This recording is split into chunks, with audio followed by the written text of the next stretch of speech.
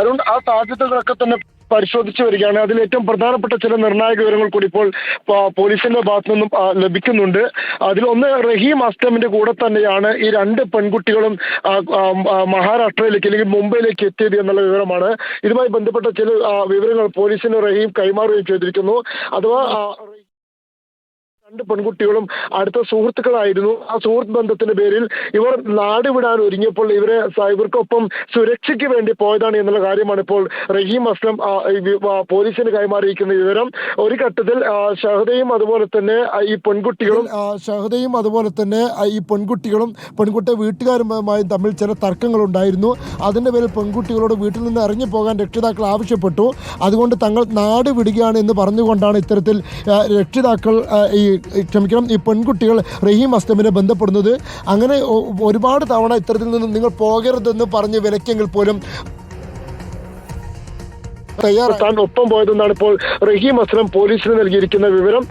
അതിന്റെ അടിസ്ഥാനത്തിൽ കോഴിക്കോട് എത്തി. കോഴിക്കോട് വെച്ച് ഇവർ 3 പേരും ഒരുമിച്ചാണ് മഹാരാഷ്ട്രയിലേക്ക് പോയത്. അവിടെ മുംബൈയിലെത്തി. മുംബൈ CST റെയിൽവേ സ്റ്റേഷനിൽ ട്രെയിൻ ഇറങ്ങുകയും പിന്നീട് അവിടെ മുംബൈയിലെ ഫുഡ് സ്ട്രീറ്റിന് സമീപത്ത് വെച്ച് ഇവർ രണ്ടായി പിരിയുകയും ചെയ്തു. പെൺകുട്ടികൾ ഒരു ഭാഗത്തേക്കും റഹീം അസ്ലം മറ്റൊരു ഭാഗത്തേക്കും പോവുകയായിരുന്നു. എന്നാൽ അതിന് തൊട്ട് പിന്നാലെ ഈ സലൂണിലെത്തി. അവിടെയുള്ള സലൂണിലെ ഉടമയായിട്ടുള്ള നേരത്തെ ലൂസി പറഞ്ഞതുപോലെ തന്നെ അവിടെയുള്ള സലൂൺ ഉടമയുടെ ഫോണിൽ നിന്നും ഈ റഹീമിനെ ബന്ധപ്പെടുകയും ചെയ്തു.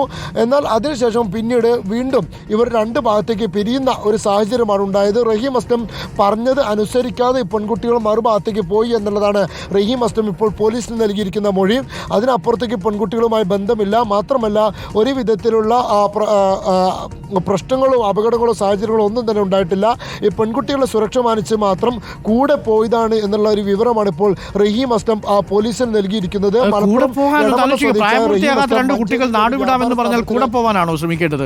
അതോ വീട്ടുകാരെയോ പോലീസ് സ്റ്റേഷനിലോ അറിയിക്കാനല്ലേ ശ്രമിക്കേണ്ടത്? അതാണ് അതിൽ ഏറ്റവും വൈരുദ്ധ്യം നിറഞ്ഞ ഭാഗം. മാത്രമല്ല ഈ റഹീം അസ്ലം ഇപ്പോൾ പറയുന്നത് അനുസരിച്ച് റഹീം അസ്ലം ഇപ്പോൾ മുംബൈയിലുണ്ട് അല്ലേ? അഷ്കർ കേൾക്കാമോ? റഹീം അസ്ലം ഇപ്പോഴും മുംബൈയിൽ തന്നെ ഉണ്ട്. മാത്രമല്ല ഈ അരുൺ, റഹീം അസ്ലമും ഈ 2 പെൺകുട്ടികളും ഇപ്പോഴും മുമ്പിൽ തന്നെ ഉണ്ട് എന്നുള്ളതാണ് പോലീസിന്റെ വിവരം.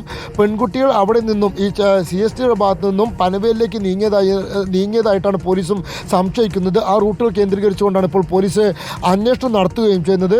എന്നാൽ അതേസമയം റഹീം അസ്ലമിന് നിലവിൽ ബന്ധപ്പെടാൻ സാധിക്കാത്ത ഒരു സാഹചര്യമുണ്ട്. പെൺകുട്ടികളാണെങ്കിൽ മുംബൈയിൽ നിന്നും മറ്റൊരു സെക്കൻഡ് ഹാൻഡ് മൊബൈൽ ഫോൺ കൂടി സ്വന്തമാക്കിയതായി റഹീം അസ്ലം പോലീസിനെ അറിയിച്ചിട്ടുണ്ട്. അതിൻ്റെ EMI നമ്പറോ മറ്റോ ഒന്നും തന്നെ നിലവിൽ പോലീസിന് ലഭിച്ചിട്ടില്ല. അത് ലഭിക്കുന്നതിനാവശ്യമായ ഇല്ലെങ്കിൽ അത്തരം നീക്കങ്ങൾ അവരെ ട്രേസ് ചെയ്യുന്നതിനാവശ്യമായ നീക്കങ്ങൾ പോലീസിന്റെ ഭാഗത്തു നിന്ന് നടത്തുകയും ചെയ്യുന്നു. ഒരു നിമിഷം ആഷ്കർ, ഈ റഹീം അസ്ലവുമായി സംസാരിച്ചതിൽ നമുക്ക് മനസ്സിലാക്കുന്നത് വീട്ടുകാരുമായിട്ടുള്ള അഭിപ്രായ വ്യത്യാസത്തെ തുടർന്ന് ഇതിലൊരാൾ വീട് വിടാൻ തീരുമാനിക്കുകയും കൂട്ടുകാരിയും കൂടി ഒപ്പം പോവുകയുമാണ് ഉണ്ടായതെന്നാണ് മനസ്സിലാക്കുന്നത്. ഇതിൽ ഇവർക്ക് എവിടേക്ക് പോകണം എന്നുള്ളതിനെ കുറിച്ച് കുട്ടികൾക്ക് എന്തെങ്കിലും ധാരണയുള്ളതായി പറയുന്നുണ്ടോ റഹീം?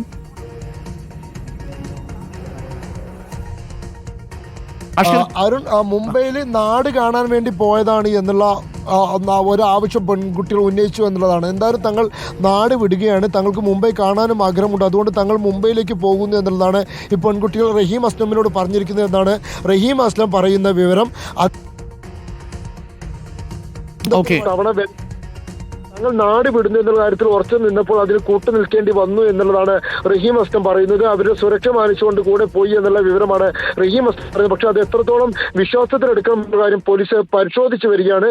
മാത്രമല്ല എല്ലാവിധത്തിലും ആസൂത്രണം ചെയ്തുകൊണ്ടുള്ള ഒരു യാത്ര തന്നെയാണ് 2 പെൺകുട്ടികൾ നടത്തിയിരിക്കുന്നത്. ഇവരുടെ കയ്യിൽ പൈസ ഉള്ളതായിട്ടോ മറ്റെന്തെങ്കിലും വിവരങ്ങൾ അറിയാമോ അഷ്കർ? ഈ 5 രൂപ മാത്രമേ ഉള്ളൂ എന്ന് രക്ഷിതാവ് നമ്മളോട് പറഞ്ഞു.